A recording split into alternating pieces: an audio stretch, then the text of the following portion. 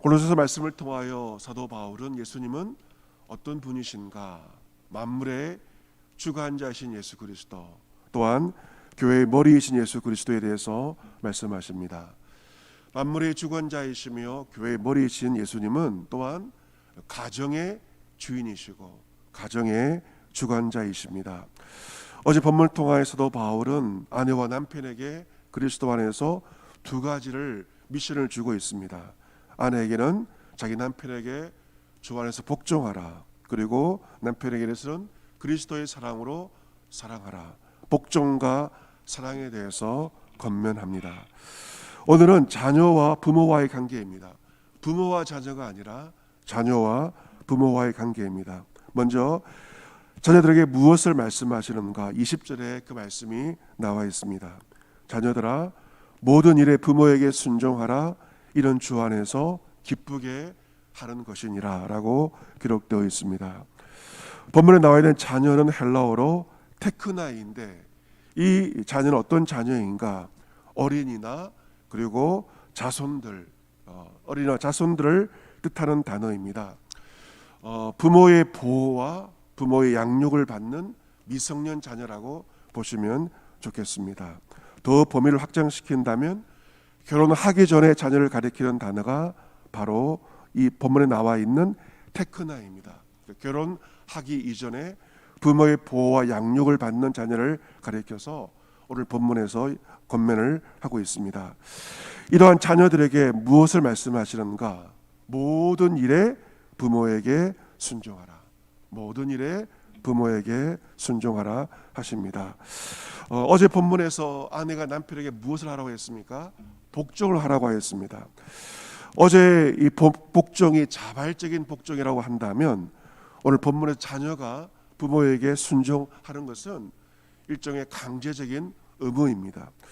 우리말로는 복종이 순종보다 더 강한 의감으로 다가오지만, 헬라어 원문을 보면 남편에게 복종하는 것보다 부모에게 순종하는 것이 더 강한 의미로 다가오고 있습니다. 자녀들에게 주신 명령은 모든 일에 부모에게 순종하라. 이 말은 부모의 뜻이 설사 자녀의 뜻과 다를지라도 부모의 말에 순종을 해야 한다는 것입니다.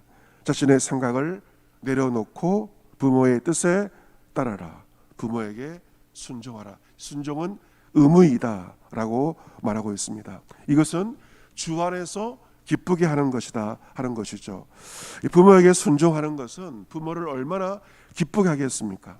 그런데 부모만을 기쁘게 하는 것이 아니라 가정의 주인 대신 예수님을 기쁘시게 하는 행동이다.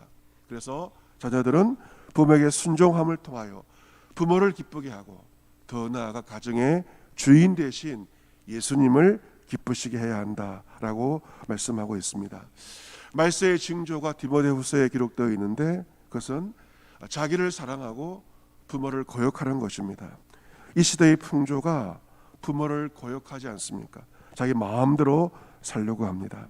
하지만 믿음의 자녀들은 부모의 권위를 인정하고 모든 일에 부모에게 순종하라 말씀합니다. 이 자녀들의 순종은 가정의 주인 대신 예수 그리스도의 믿음의 표현이자 그리스도에 대한 복종의 표현, 부모에게만 복종하는 것이 아니고 더 나아가 가정의 주인 대신 그리스도에 대한 복종입니다. 이제 21절 말씀 보시면 아비들에게, 가장인 아비들에게 말씀하고 있습니다. 아비들에게 무엇을 말씀하고 있는가? 너희 자녀를 노엽게 하지 말지니 낙심할까 함이라 라고 기록되어 있습니다. 가장인 아버지들이 가장의 힘을 가지고 자녀들을 노엽게 할 수가 있는 것이죠. 그래서 노엽게 하지 말라고 분명하게 말하고 있습니다. 어떤 경우에 노엽게 할까? 부당하게 처벌할 때, 감정에 의해서 자녀를 때리거나 처벌할 때 자녀의 마음을 노엽게 할 것입니다. 말로 자녀들 비난할 때, 비교하고 비난할 때도 자녀를 노엽게 할 것입니다. 자녀들에게 힘에 지나친 요구를 할 때도 자녀를 노엽게 할 것입니다. 부당하게 처벌하거나 비난하거나 비교하거나 지나친 요구한 모든 것은 결국 우리 자녀를 노엽게 하는 행동이고, 우리가 부모로서, 아버지로서 그러한 잘못을 분명 행하였을 것입니다. 이 모든 것들은 왜 생기는가? 부모가 자녀를 자신의 소유로 생각할 때 이렇게 자녀를 노엽게 하는 것입니다. 물론 자녀들은 내 새끼이지만 그러나 잊지 말아야 할 것은 하나님의 자녀이다. 이 자녀의 주인은 내가 아니고 바로 주 예수 그리스도이시다. 우리 이것을 꼭 기억해야 됩니다. 나는 자녀의 주인이 아니라 나는 청지기에 불과하다 하는 것이죠. 그러기에 아버지는 자녀들을 인격적으로 대해야 하는 것이죠. 자녀들을 인격적으로 대할 때 자녀를 노엽게 하지 않을 수 있습니다. 자녀를 노엽게 하는 것이 왜 위험하냐면 자녀를 노엽게 할 때 자녀가 낙심이 된다는 것입니다. 자녀의 마음이 낙심이 되어버립니다. 낙담을 한다는 것은, 낙심한다는 것은 뜻은 의욕을 잃어버린다. 살아갈 의욕을 잃어버리고 살아갈 용기를 잃어버립니다. 부모가 자녀를 노엽게 할 때 자녀는 살아갈 아무런 힘과 의욕과 용기를 다 잃어버릴 수밖에 없습니다. 부모가 자녀들의 용기를 심어줘야지. 자녀에게 화를 나게 만들고 용기를 잃어버리게 해서는 결코 안 되기 때문에 너희 자녀를 노엽게 하지 말 것을 부모에게, 특별히 아버지들에게 분명하게 말씀하고 있습니다. 사랑하는 성도 여러분, 모든 관계는 서로 잘하는 것입니다.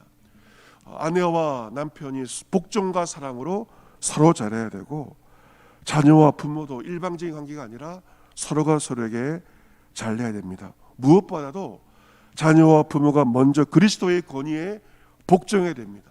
그리스도의 권위에 복종하는 자녀와 부모. 자녀는 주 안에서 부모의 권위를 인정하고 부모에게 순종하고, 부모는 자녀를 노엽게 하지 않음으로 말미암아 주님의 안에서 질서 있고 평안한 가정을 이룰 수 있는 저희로 모두가 될 수 있기를 우리 가정의 주인 되신 예수 그리스도의 이름으로 축복합니다. 아멘.